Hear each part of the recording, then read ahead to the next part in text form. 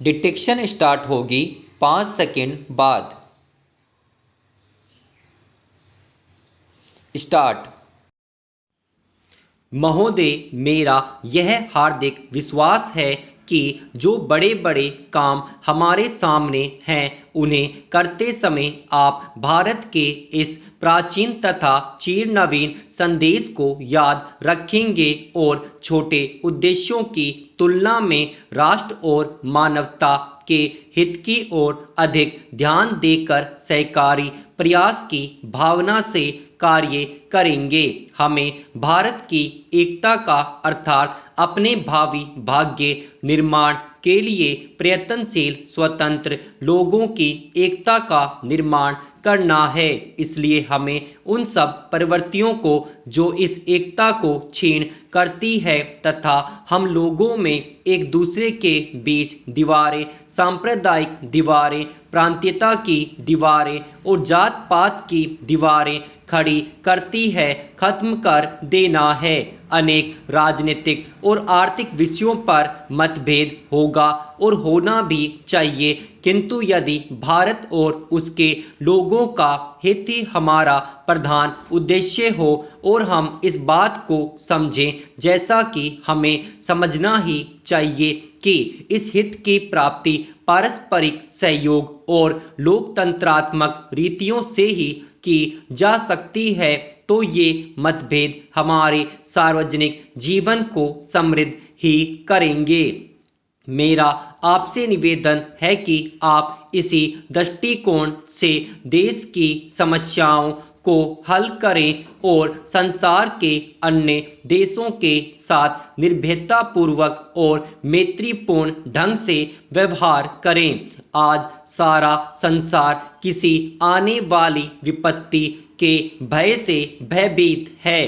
किसी व्यक्ति अथवा किसी राष्ट्र का उत्कर्ष भय से नहीं होता, वह तो जैसा हमारे प्राचीन ग्रंथों में लिखा हुआ है केवल अभय से ही हो सकता है।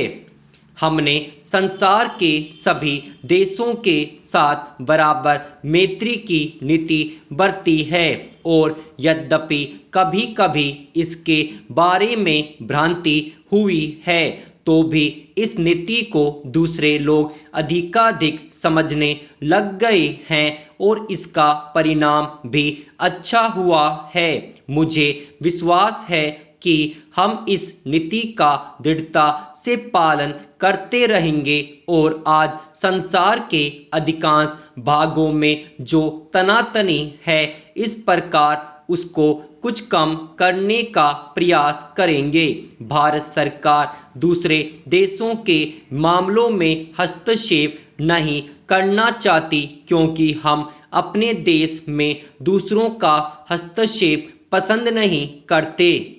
जहां कहीं संभव हुआ है, हमने सहयोग से ही काम लिया है और हम शांति स्थापना में सहायता देने के लिए सदा तत्पर हैं। हम अपनी सहायता का भार किसी पर लादना नहीं चाहते, किंतु हम इस बात को समझते हैं कि आज के संसार में कोई भी देश बिल्कुल अलग होकर नहीं रह सकता और यह अनिवार्य भी है कि अंतर्राष्ट्रीय सहयोग बढ़ता रहे ताकि सुदूर भविष्य में मानव जाति की उन्नति के लिए संसार के सारे राष्ट्र महान सहकारी प्रयास में सम्मिलित हो जाएं।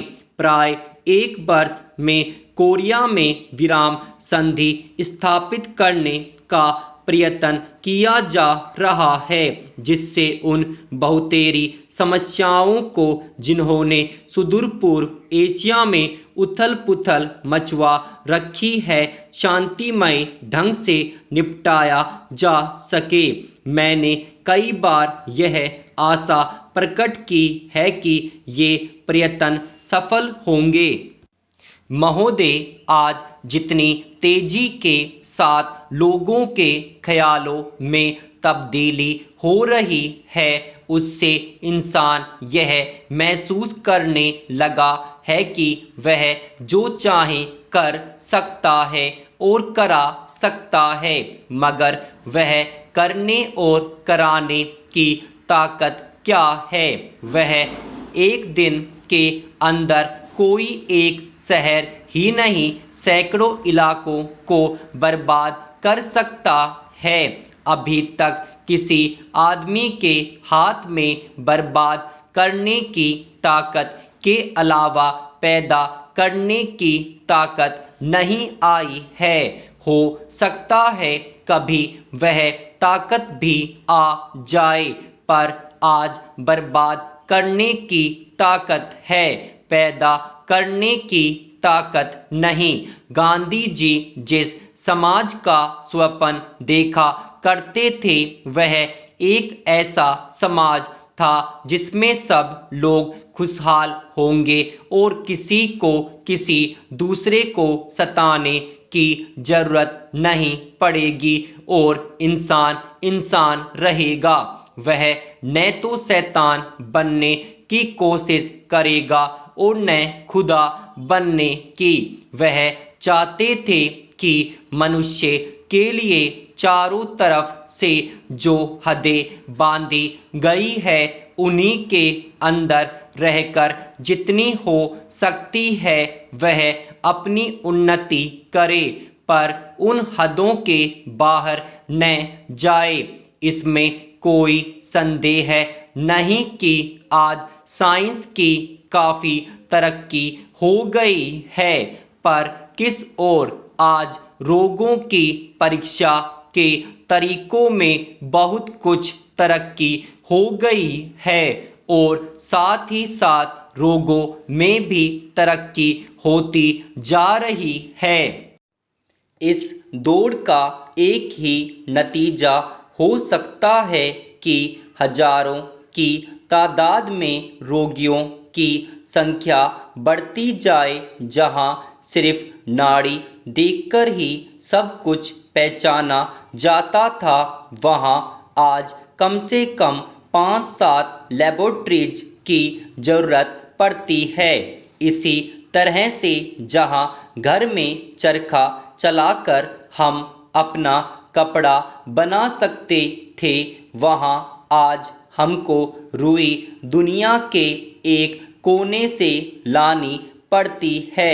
उसे लाने के लिए जहाज, रेल आदि हर तरह के वाहनों की जरूरत पड़ती है। इसके अलावा उसे एक कारखाने से दूसरे, दूसरे से तीसरे और तीसरे से चौथे में भेजना पड़ता है और उसके बाद एक दुकान से दूसरी, दूसरी से तीसरी और तीसरी से चौथी में। तब कहीं हमारे घर में कपड़ा आता है जिसको हम पहले आसानी से घर पर तैयार कर लिया करते थे, उसमें अब कितनी देर होती है। मैं यह नहीं कहता कि जो कुछ हुआ है सब गलत हुआ है, क्योंकि ऐसा कहने से लोग समझते हैं कि यह पिछड़ा आदमी है।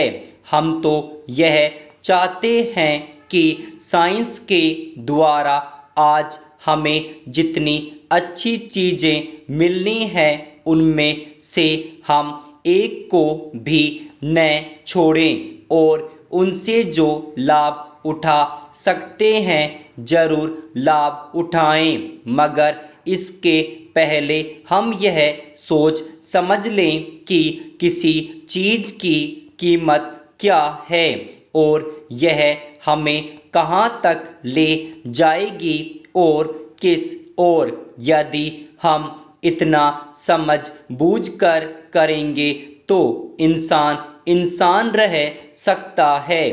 मैं यही चाहता हूं कि जो रचनात्मक कार्यक्रम गांधी जी ने बताया, वह बहुत अनुभव के बाद इन सब चीजों को परख करके ही उन्होंने निकाला था।